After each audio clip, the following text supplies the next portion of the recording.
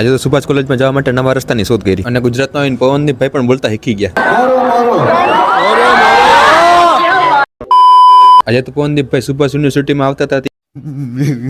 मेरे को जाना पड़ेगा. એટલે તો આપણે ગાડી પાર્કિંગ કરીને નવા રસ્તાની શોધ કરી નાખી. પછી મને યાદ આવ્યું મારી પાસે તો પાસ છે, એના કારણે મેં એ રસ્તો કેન્સલ કરી નાખ્યો જવાનો અને પહોંચી ગયા કોન્સર્ટ જ્યાં હતો તે જગ્યાએ. પછી બગડી દેખ આપણે શાંતિવાળી જગ્યા, અહીંયાથી બધું ચોખ્ખું દેખાય. એક તો કોન્સર્ટ ચાલુ નતો થતો, ઉપરથી એડવર્ટાઈઝ ઉપર એડવર્ટાઈઝ ચાલુ હતી. માણસો બધું ભેગું થઈ ગયું હતું પણ હજી કોન્સર્ટ ચાલુ નતો થતો. ફાઇનલી કલાક રાહ જોયા પછી કોન્સર્ટ ચાલુ થઈ ગયો. પછી ચાલુ થઈ ગઈ ગીતની રમઝમાઝટ.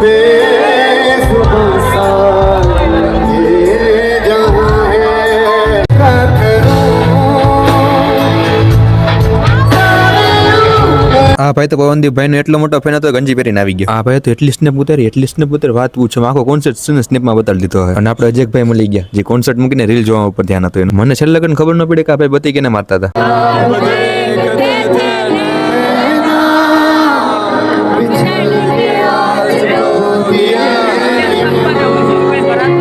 પવનદીપભાઈ પણ ગુજરાતમાં આવીને બોલતા શીખી ગયા બાકી.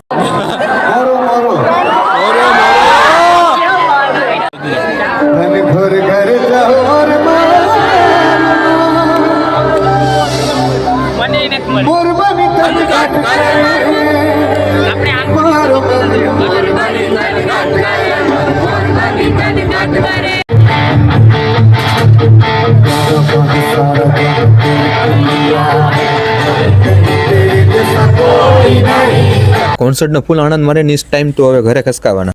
आज के लिए फिलहाल इतना ही.